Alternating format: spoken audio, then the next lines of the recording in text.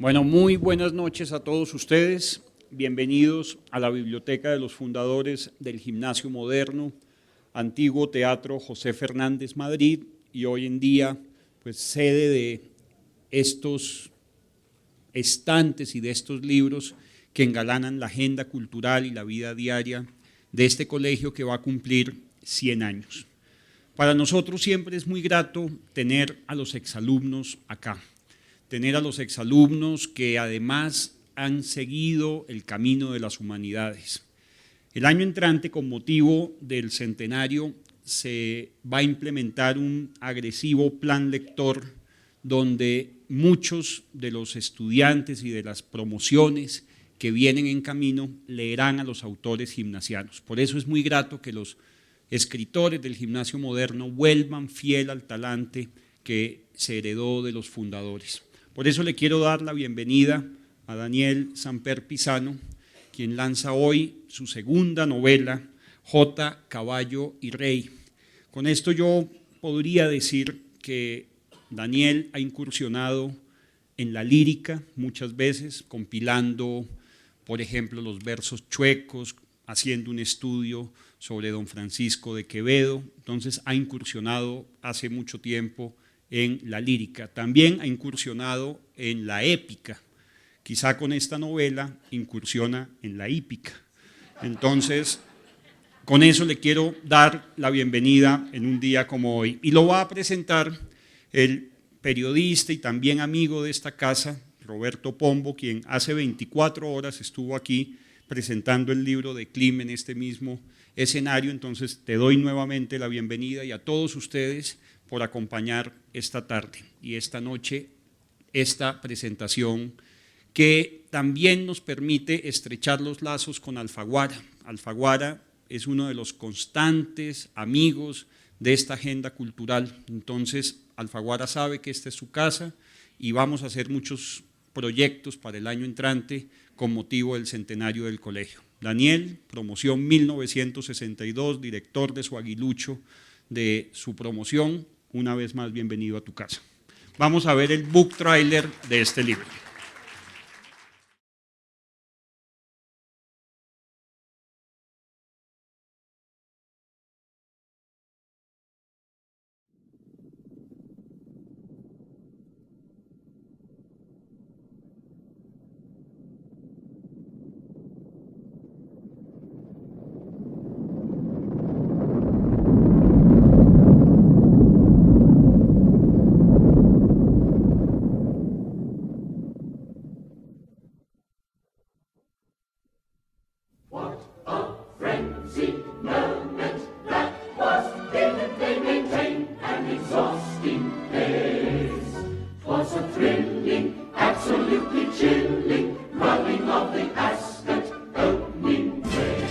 El hipódromo de techo no era Ascot, ni Triguero era un pura sangre inglés.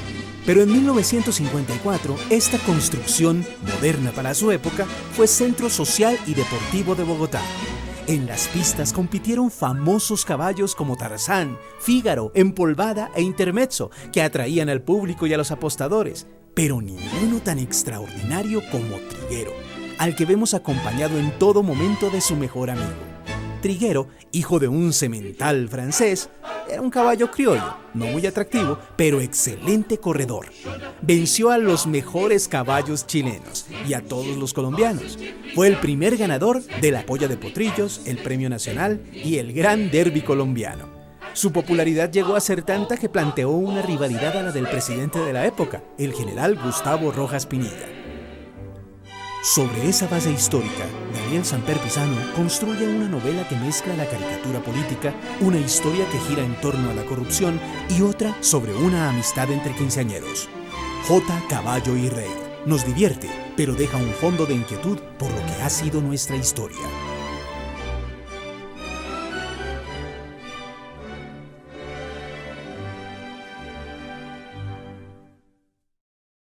Muchísimas gracias por acompañar a Daniel al lanzamiento de J, Caballo y Rey.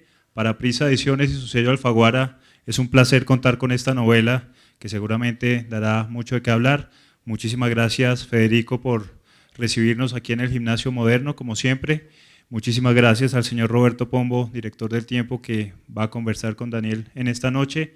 Por supuesto, Daniel, muchas gracias por esta nueva novela y gracias a ustedes por acompañarnos. Sin más preámbulos, los dejo con Daniel Samper Pisano. Muy buenas noches. Ante todo, un agradecimiento por venir aquí. Sé que algunos de ustedes querrían matricularse de nuevo en el colegio, ya se les olvidó todo lo que sabían.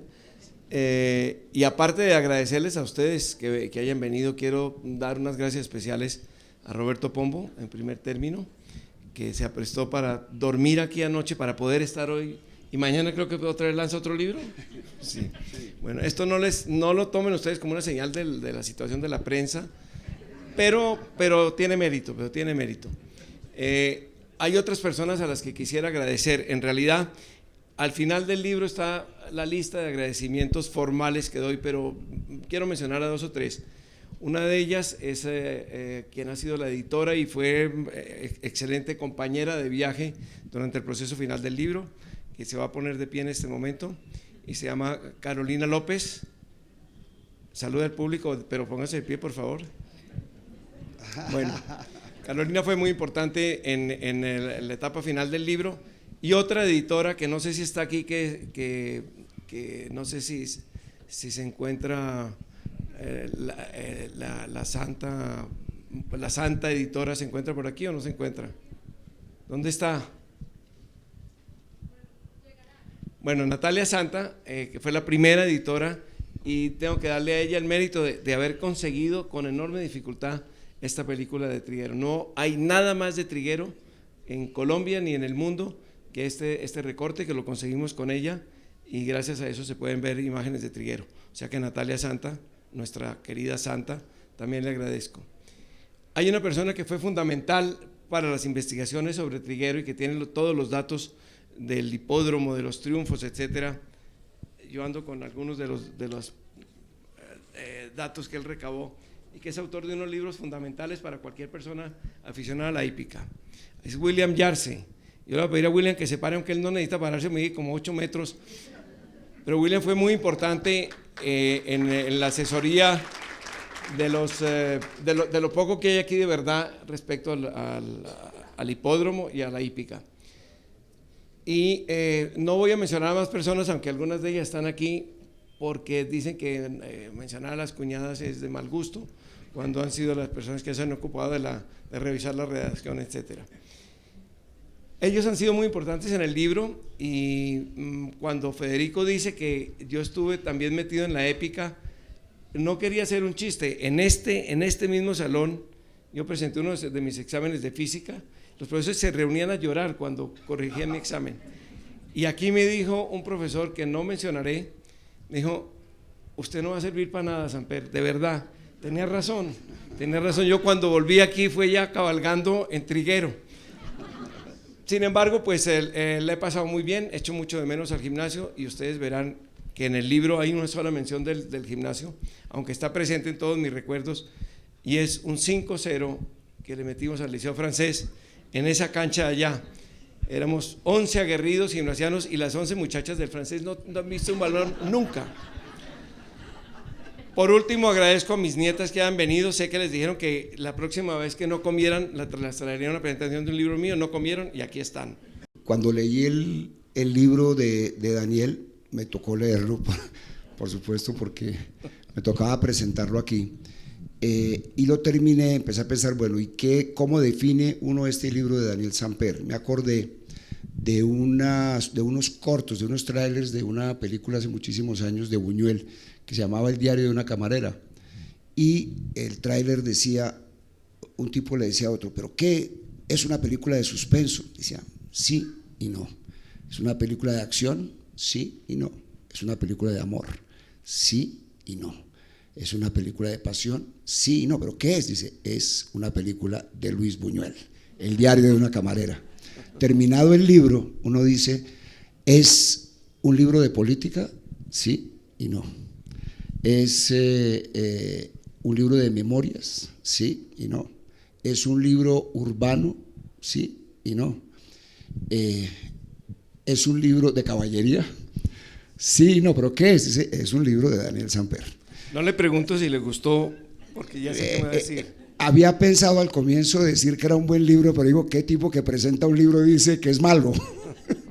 Es un magnífico libro, es un libro muy bien escrito, es un libro muy trabajado, es un libro que para un periodista a mí me parece que debe haber tenido una enorme dificultad técnica y existencial, que es dejar el alma allí, porque los periodistas que siempre estamos casi que obligados, y es nuestro seguro de vida, mantener una distancia sobre las cosas que escribimos en este libro, se ve que el alma suya está puesta ahí, de manera que a pesar de que sé que ha escrito otras novelas, lo declaro aquí en esta aula graduado de escritor. Y arranquemos por cada una de las facetas. Arranquemos por Bogotá.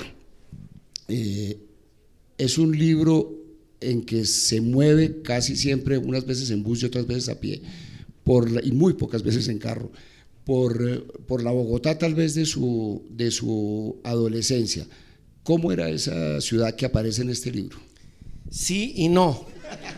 Es verdad lo que dice Roberto, que hay en algunos personajes, sobre todo en uno de ellos, están volcados más que mi alma, mi memoria como cachaco de 15 años, aunque, y esto ténganlo en cuenta, cuando saquen cuentas, es mayor ese personaje que yo soy un poco menor que él, pero esa Bogotá que me tocó vivir y que nos tocó vivir a muchos de los que estábamos, entre otras, en el gimnasio en aquellos tiempos, era una Bogotá mucho más amable en muchos sentidos que la actual. Seguía teniendo la pobreza que tiene ahora, quizás se veía menos, pero no había ni los atascones de tráfico ni la inseguridad que había ahora. Es decir, sin ningún problema uno podía salir, ir a una fiesta y devolverse caminando 30 cuadras a la 1 de la mañana con 2 amigos y no pasaba absolutamente nada. Pero en una ciudad uno tiende a filtrar y a hacer más agradables los recuerdos, pero realmente es una ciudad agradable. Yo tengo muy buen recuerdo de mi infancia, tengo muy buen recuerdo de mi infancia en mi casa, a pesar de que un hermano mío que luego se metió a la política me pegaba. Tengo muy buen recuerdo de mi colegio, tengo muy buen recuerdo de mi barrio, que era todo este barrio que llamamos Chapinero, y donde estaban ubicadas las casas de varios de mis amigos y de mi familia. Y usted mencionó una cosa que me llamaba la atención, que era el bus. Nosotros, es decir, la familia mía, Samper Pisano, vivía aquí muy cerca, tanto que el gimnasio daba 2 campanadas, una faltando 10 para las 8 y otra a las 8, y entre las 10 para las 8 y las 8 alcanzamos a bañarnos, vestirnos mal bañados y mal vestidos, comíamos poco y llegábamos a tiempo, de modo que siempre vivimos cerca del colegio y cerca de la vida del barrio. En esa época el lago Gaitán era un lago, ahora sigue siendo un lago, pero ahora tiene edificios encima. ¿Dónde estaba? Estaba donde está el lago, donde está el centro comercial del lago, se llama El Lago, en homenaje a Manolo Lago, que fue el que lo diseñó. Ahí estaba el lago, hombre. Bueno, ahí estaba el lago. ¿Y usted nunca fue al lago Gaitán? No, ya lo habían pavimentado. En mi época no había lago. No había lago. No. Bueno, en mi época sí había lago, ya era chiquito, pero había lago. En la época de Plinio estaba el lago.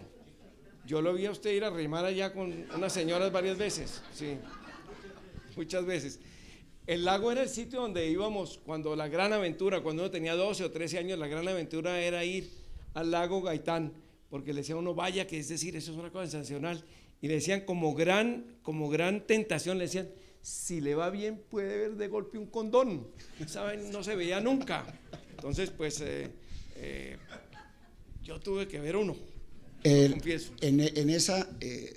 Ese lago es muy importante. Hay 2 personajes adolescentes, uno que es, y esta es una parte interesante desde el punto de vista de la arquitectura de la novela, y es que el protagonista es un adolescente, lo cual me imagino que desde el punto de vista narrativo debe ser complicado. Se está intercalado entre un escritor que describe una situación, una cantidad de situaciones políticas y personales, etcétera, y otras en primera persona, que es un adolescente. Entonces, en este mapa que está aquí, en este plano, aparecen el lago Gaitán, que está alrededor, está en medio de la vida familiar de este personaje de clase media alta, digamos.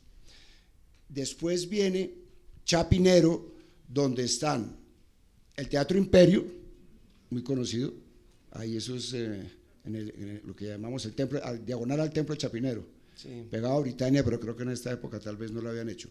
Y el Almacén Ley, ¿cómo era el Ley? Una pequeña advertencia antes, el lenguaje en primera persona es de ese adolescente, pero años después. Okay. Cuando él transcribe sus diálogos, son los diálogos de un adolescente. Por eso, pero son dos observaciones totalmente distintas, esa y la otra. Sin duda, okay, sin duda. Y el lenguaje del amigo de él, que es un muchacho que él conoce en el hipódromo y que está inspirado en un conocido personaje con quien tuve el placer de hablar muchas veces sobre Hipotecho. Si él estuviera, se habría identificado. Al no estar, no lo identifico, pero le agradezco allí. Es un señor Luis Eduardo Garzón. No, realmente Lucho Garzón, con quien hablé bastante sobre el hipódromo, inspira un poco al personaje. Yo diría que es uno de los más atractivos de la novela. Es una especie de Tom Sawyer, y lo nombro de una vez porque siempre he tenido la gran admiración por Twain y las obras de Twain. Y Lucho fue ayudante de jinetes porque él quería ser jinete, hasta que empezó a comer y a engordar y a crecer. Cuando llegó a los 2 metros le dijo: no, usted jinete no puede ser, puede aspirar a ser caballo, pero jinete ya. Pero él me contaba que iba con los jinetes a someterse a unos adelgazamientos en saunas y cosas así, para ver si lograba achicarse, porque los jinetes son todos muy bajitos. Que ahí dice que adelgazaba 1 kilo por sesión de sauna, y después engordaba 2 kilos con el hambre que le daba el sauna. Claro. Entonces tiene una base real ese personaje, y el otro es un compuesto de muchos de mis amigos y de mí mismo, ¿no? De mí mismo, que repito, yo era un poco más joven que este muchacho. La pregunta era, ¿cómo era el Ley? El Ley, no sé quiénes conocieron de aquí el Ley, pero sé que lo conocieron muchos. El Ley de Chapinero, que quedaba... Solo levantó la mano uno. Sí, fue profesor mío. El Ley quedaba junto al Teatro Aladino, pero como ustedes tampoco saben dónde quedaba el Aladino, les cuento que quedaba entre la 60 y la 59 con la 13. En esa época Chapinero era nuestro Nueva York. El país era menos rico de lo que es ahora, la clase media era una clase media, no había estos derroches tremendos, ni había los multimillonarios que ahora hay aquí, ni había los centros comerciales que se encuentran ahora, ni había ropa de marca, excepto Blue Jeans El Roble, que era lo máximo que uno podía aspirar en la vida, era tener unos Blue Jeans El Roble, o que los heredara de algún primo, que eso ya era más difícil.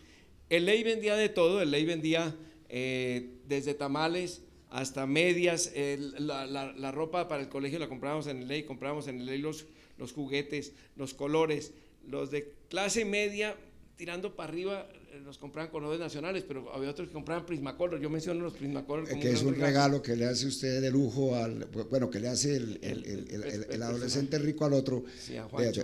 Menciono simplemente esto como ejemplo, porque allá aparecen donde suceden, pues está el Campín, está el Bar Chispas, está la Ciudad Universitaria, el Aeropuerto de Techo, el Hipódromo, que es parte... Es donde confluyen todas las historias. Sí, fundamental de la historia. En el sur, donde canta la rana, la Plaza de Bolívar, todo lo que tiene que ver con el barrio de la Candelaria, y hago esta narración porque en esos sitios específicos suceden en cada momento cosas importantísimas de la novela, momentos en que se definen muchas cosas, y en el caso del centro, pues el sexo, entre muchas otras, entre algunas otras. Hablemos de política. Esta es una novela que se trata de un año, el año bueno, digamos, el año de la buena imagen de la dictadura de Rojas Pinilla. Aparece un personaje, aparece una caricatura de un dictador. ¿Es una caricatura de un dictador o se trata de la descripción de un dictador de caricatura? Sí y no. No, realmente son las dos, sí, o no y no, según se quiera. Realmente en las 3 historias que están entrelazadas, la historia, digamos, política, y la que ubica los tiempos y ubica la geografía histórica del caso es el primer gobierno de Rojas Pinilla, que como ustedes saben o deberían saberlo, ocupa del 13 de junio cuando se da el golpe militar, que Chandía lo llama un golpe de opinión, no un golpe militar, con el apoyo del Partido Liberal y buena parte del Partido Conservador, hasta un año después, exactamente el 8 y 9 de junio de 1954. En ese lapso está contada la novela. Por muchas razones está contada en ese lapso. Primero porque los recuerdos que yo tengo de aquella época, de aquel año, yo tenía 9 años en ese momento, son recuerdos de lo que oí hablar alrededor de mi casa y de mi familia y en el colegio, de un año grato. Hay una amnistía para los guerrilleros liberales, son muy buenos los precios del café, parece que Rojas va a restablecer la democracia que estaba absolutamente extraviada en los gobiernos anteriores, y hay muchas esperanzas de que Colombia va a tener un gran año. Ya se hablaba de que, bueno, los Marina Zuluaga, no sé si fue exactamente en ese año o en el siguiente, reina Miss Universo, Ramón Hoyos era un gran ciclista, y se hablaba también de que el cardenal podía llegar a ser papa, con lo que después cayeron los papas. Sí, podría haber sido papa, no me extraña nada, era aburrísimo, pero bueno. Y el gran personaje era ni siquiera un ser humano, sino era Triguero, el caballo colombiano.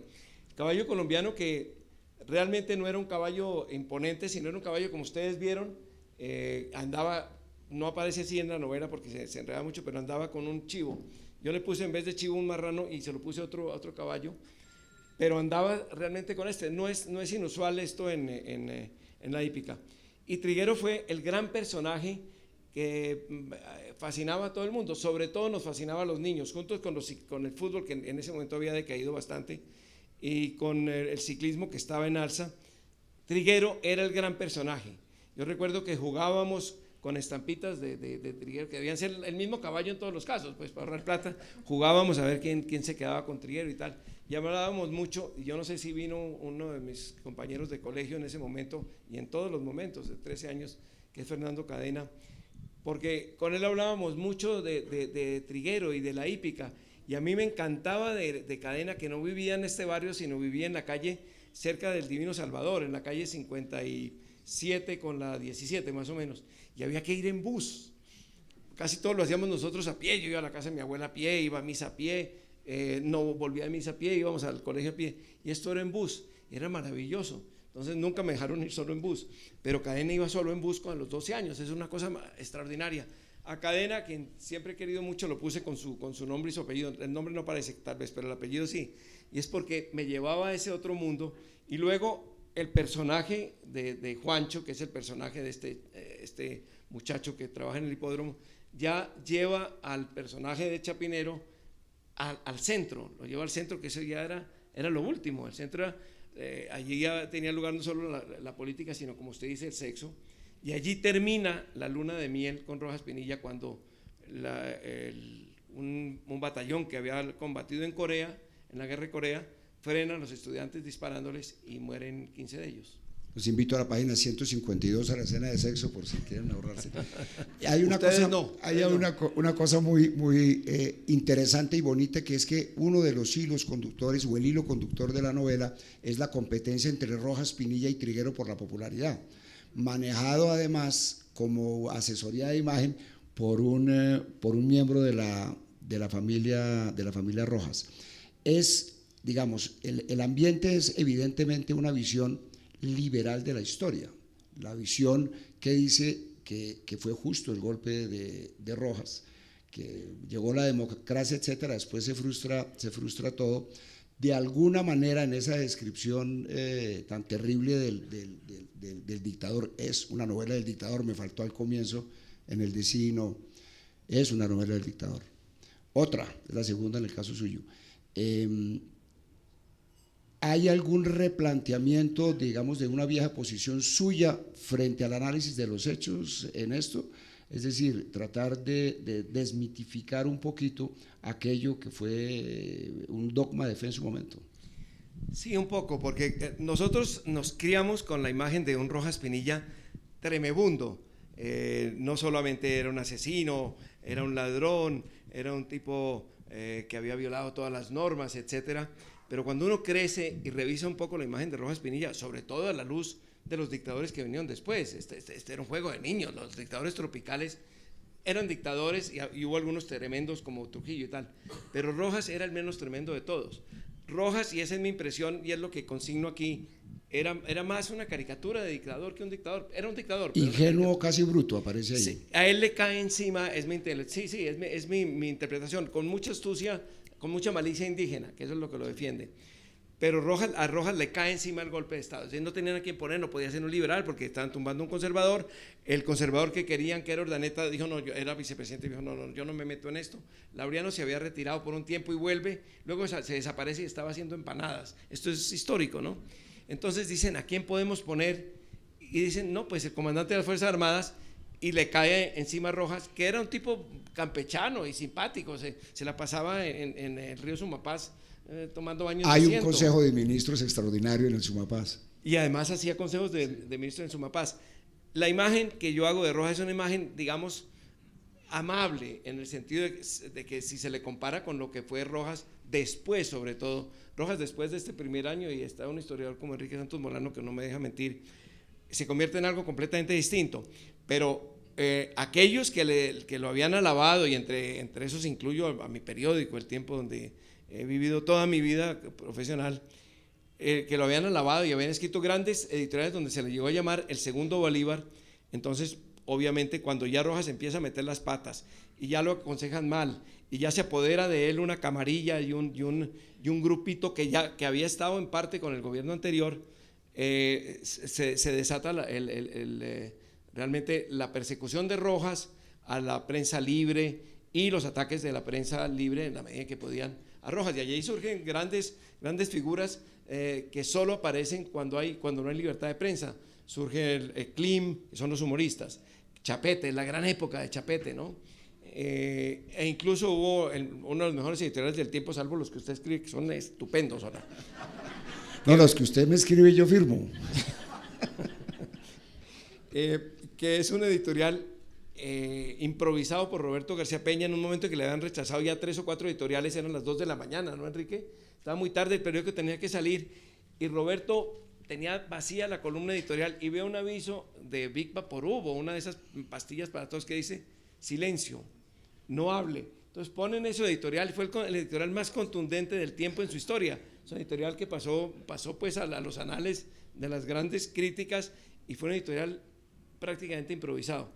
Pero bueno, la imagen de Rojas que yo proyecto es una imagen amable en cuanto a que tiene humor y un humor compasivo. Y la de la señora de Rojas, que para mí es un personaje muy respetable, es una que lo regaña todo el libro Carola y aparece como más culta y más inteligente, digamos, entre comillas, que él. Y además sabe lo que va a pasar, como buena señora, que siempre dicen, no haga eso porque usted sabe que... Y sí, pasa.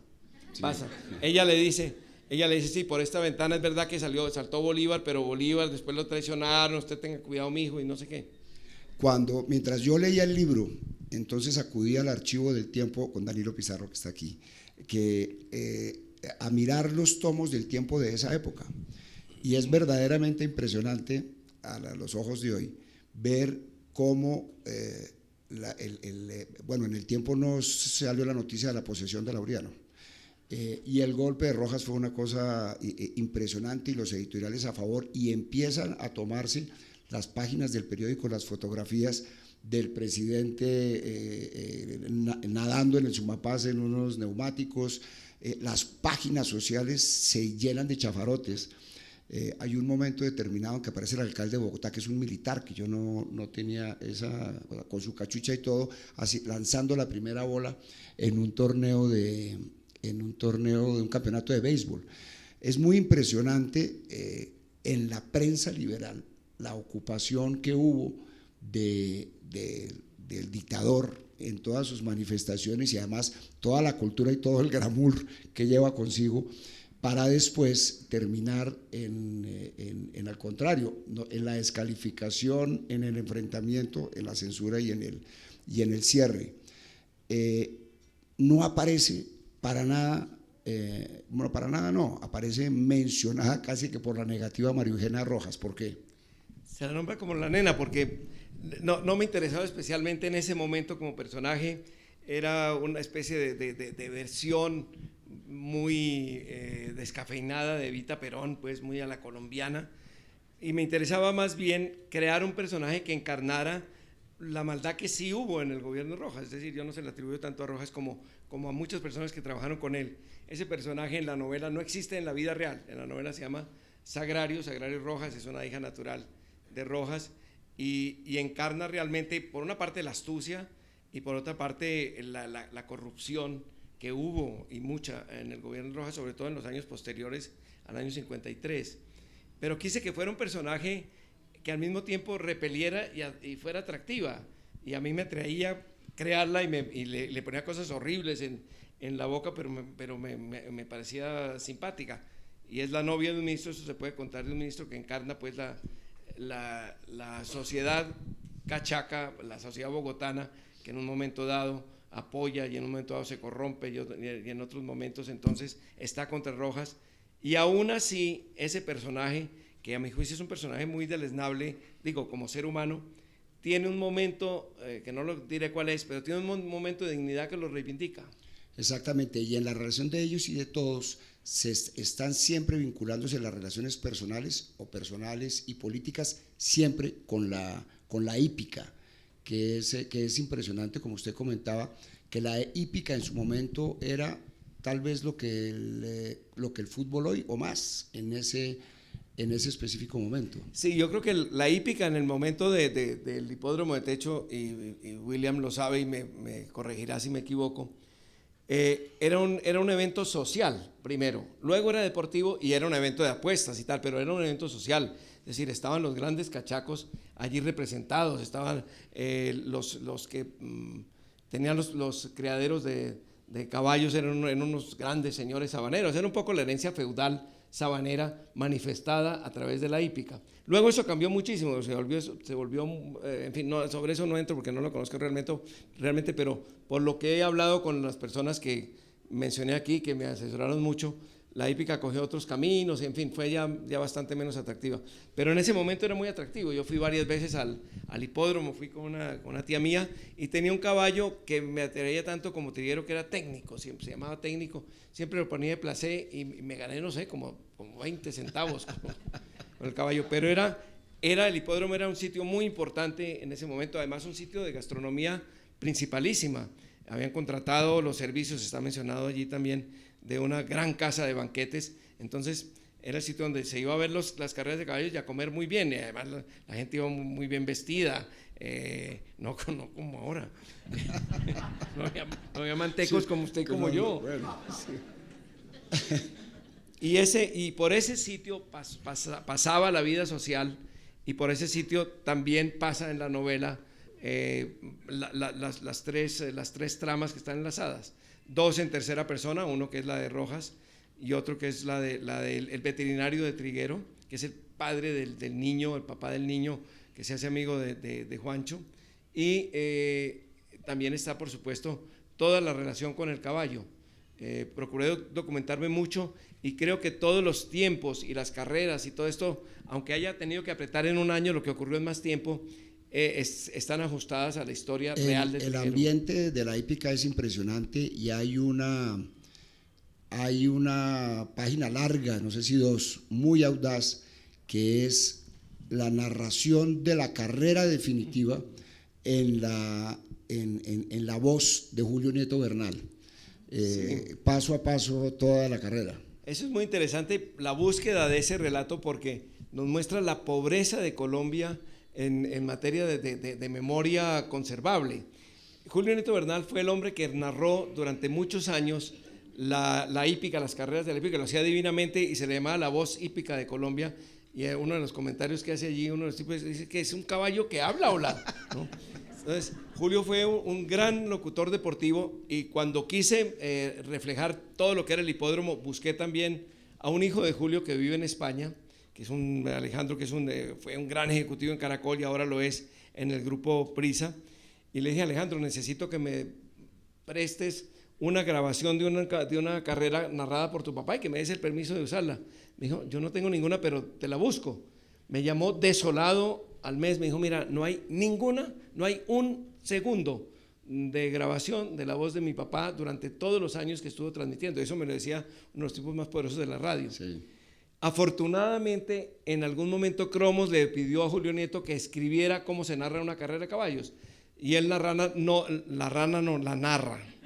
Sí, la rana es que el salto de la rana. Sí. Él la relata y no usa estos mismos caballos, pero yo usé para eso los caballos que compitieron en el derby, las posiciones en que quedaron, los tiempos que gastaron, etcétera. No diré cuáles son porque es importante también el desenlace. Lo que cambié fue algunos apellidos. No está el verdadero nombre del que fue siempre jinete de Triguero, que era Oscar Mazuera. Lo cambié porque a lo mejor se podía molestar por cosas que no les voy a contar, porque si no, no compra el libro. Pero es bastante, ese relato de la carrera es muy cercano a lo que debió de haber sido la carrera narrada por Julio Nieto Bernal. Y hay una cantidad, termina uno muy experto en temas de manejos de caballos en carreras. Hay una afirmación que a mí me parece casi que desafía por lo menos la leyenda, y es que es imposible que un jinete pueda trancar un buen caballo. Sí. Que es imposible que un caballo, eso digamos, la leyenda dice lo contrario. Según entiendo, porque también estuvimos hablando con los que saben de hípica, se puede lograr, pero manejando toda una circunstancia, no es simplemente frenar el caballo porque no lo meten hay que contra rodearlo las mal. tablas, Claro. En el caso de Triguero sí salía por fuera, no teníamos problema en ese caso. Pero no diga quién ganó porque ya hay apuestas aquí. ¿Cuáles fueron sus asesores en esa materia? En el año 50 y pico, me imagino que varios de ellos pues, estarán muertos.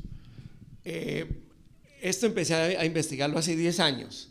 Hace 10 años conocí pues a Julio Silva, a los Ramírez. Ángel Mesías Campos. Sí, tuve una entrevista muy larga con él que la tengo desgrabada. Es pues, una leyenda. Una leyenda. Ya Ángel Mesías no sé si ha muerto. William, tú murió. Mira. Bueno, yo lo conocí hace 10 años, hablamos muy largamente, me contó muchas cosas, tuve varias reuniones con los hípicos. William tuvo la gentileza de venir de Medellín a que conversáramos, y además me metí al archivo del tiempo con la complicidad de Danilo, y estuve mirando muchas carreras, estuve mirando muchos resultados, estuve mirando mucho el ambiente. Triguero, con esto no les daño la novela, porque Triguero en la vida real murió hace mucho tiempo. Sí.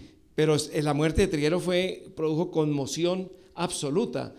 Yo recuerdo que en el relato del día que muere Triguero, la gente va en bus, se encuentra bus, luego echan dedo y lo llevan en camiones y finalmente llegan al hipódromo a pie, llegan multitudes para ver qué fue lo que pasó con Triguero. El bogotano siempre ha sido muy curioso y allá llegan a ver qué ha pasado con Triguero.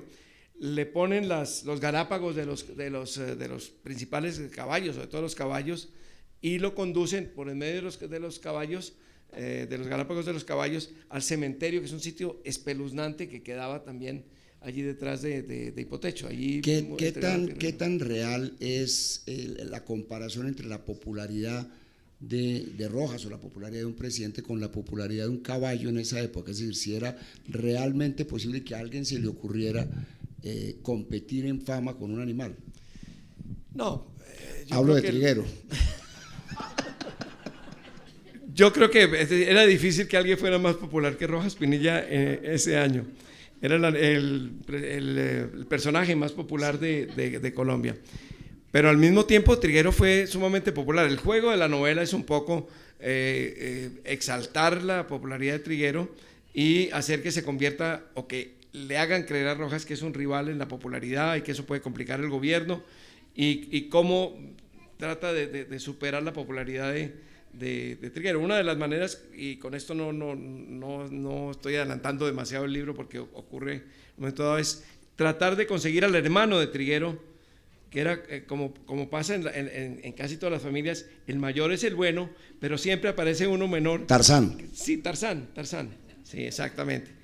Entonces no era tan bueno como Triguero, claro, Pero aparece Tarzán en un momento dado y yo pongo aquí que Rojas era el propietario, en fin. Esas son ya libertades que se toma uno para que la novela funcione. El equivalente hoy sería como un presidente estuviera compitiendo en fama con Falcao, por decirlo de alguna manera en términos de la figuración, de pelear frente a un deportista. Siendo el caballo el presidente.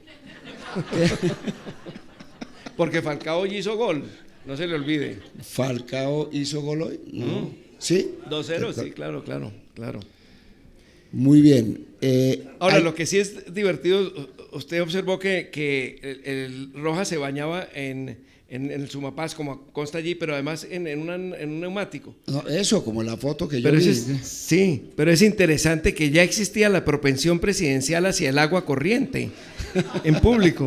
Eso no lo había caído en cuenta y eso sería un editorial bueno. Muy bueno, escribámoslo esta noche.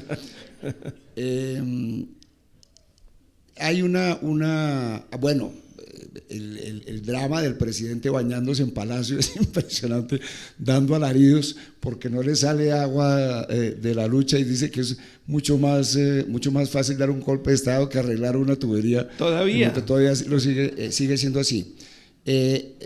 Dicen que usted, que es un tipo que escribe muchísimo, que trabaja muchísimo, que es muy versátil y hace muchísimas cosas una detrás de otras, se inventó una cueva cerca de donde vive, se desconectó de todo y se encerró para escribir esto. Eso es así, un aislamiento absoluto para escribir literatura. Esa es una versión literaria. Yo realmente quería huir de mi mujer, que me tenía absolutamente seco. No, sí, conseguí pues un metedero ahí para poder escribir la novela, porque realmente yo estoy acostumbrado a escribir editoriales, columnas, crónicas, artículos, noticias, en medio del barullo. Me hace falta el barullo, es decir, a veces yo tengo una grabación del barullo de la redacción del Tiempo donde todavía grita Enrique Santos Calderón, ¡eso es comunista! y la pongo para sentirme en ambiente. Entre otras, hablando de los Santos, hay un homenajito a Enrique Santos Calderón que no pudo venir lamentablemente, pero hay un lonche. Hay un lonche, aparece un mago que va al lonche de Enrique. Sí, los lonches donde Enrique eran buenísimos, después se volvieron unas parrandas terribles, pero eran lonches muy finos. Siguen siendo muy buenos. Los lonches Hace de Enrique. rato mi infu no me lleva. Entonces lo que quería decir es que si para escribir la novela necesitaba un ambiente totalmente distinto, entonces me metí en esta cueva y allí la trabajé, la redacté. Digo sinceramente que en la etapa de escribir es la que menos trabajo me cuesta, porque vivo escribiendo constantemente, pero armar la novela y todo esto, más le debo a eso, más le debo a lo que he hecho como libretista de televisión que como cronista o como lector de literatura. Desde la primera línea hasta la última, ¿cuánto tiempo más o menos? Cuando ya me senté a escribir de verdad, un año. Pero es que antes fue una cosa intermitente en que conseguía material. Yo tuve un bloqueo terrible porque en mi afán de documentarme sobre la hípica, a mí no me interesan mucho los caballos, quiero decir, no, le tengo pánico, no me subo a un caballo ni muerto. No soy un hípico ni escribí esto porque sea un hípico. No es una cosa, me encanta verlos de una carrera, me parece muy bonita, pero he ido muy pocas veces a los hipódromos. Pero decía que para documentarme leí un libro maravilloso que me dejó congelado durante 2 o 3 años, que es de Laura Hillenbrand, sobre un caballo que se llamaba Sea Biscuit, que se hizo una película. La película es buena, pero no se compara con la maravilla del libro. Es una crónica, es un reportaje de 400 páginas que ella escribe a fuerza de investigar. No creo que esté traducido. Que también es un caballo medio gosque como este. Claro, era un caballo, este no era tan gosque. No digo, de pinta criollo. Sí, el Volcán podía ser pariente de cualquiera de los presidentes del jockey, viejo. Y este libro, que es realmente excelente, se llama así, Sea Biscuit, que era el nombre del caballo, de Laura Hillenbrand. Cuando lo leí dije, no, eso uno no puede volver ni a mencionar un caballo, ni a pedir un bistec a caballo después de esto. Es un libro excelente. Y después de leerlo, creo que cambié un poco. Dije, no, ya no interesa mucho recrear el mundo de los caballos, de nada de esas vainas. Yo lo recrearé como contexto para que la gente entienda de qué estoy hablando y me concentro mucho más en el triguero y todo lo. Porque yo pensaba también hacer una recreación y no. Después de leerlo de Laura. Sí, Gil, pero se genera un ambiente hípico, mire, llegó el jinete, ahí está el jinete del hipódromo Por favor. del hipódromo de Techo. ¿Qué hubo, Lucho? Lucho, le tenemos aquí su puesto, si es tan amable, venga. Les dije que uno de los personajes, estupendo, encantador y bien plantado, está inspirado en nuestras conversaciones sobre el hipódromo y sobre el papel que tú tenías en ese hipódromo. Y ya lo verás cuando leas el libro, porque obviamente no te lo mostré, que empiezas, no, póngalo más alto, póngalo más bajito, o ojos, póngale ojos azules, no. Entonces, está inspirado en ti y no se llama Lucho, pero se llama Juancho. Entonces, hay muchas diferencias, lo advierto, esta es una obra de ficción, es decir, hay muchas cosas que no tienen nada que ver con Lucho, pero la figura del muchacho que está en el hipódromo y que quiere ser jinete, hasta ahí es un poco ese Lucho Garzón, que Lucho Garzón me contó en conversaciones que tuvimos, y en el almuerzo un ajiaco estupendo en tu casa. ¿Qué hubo, Lucho?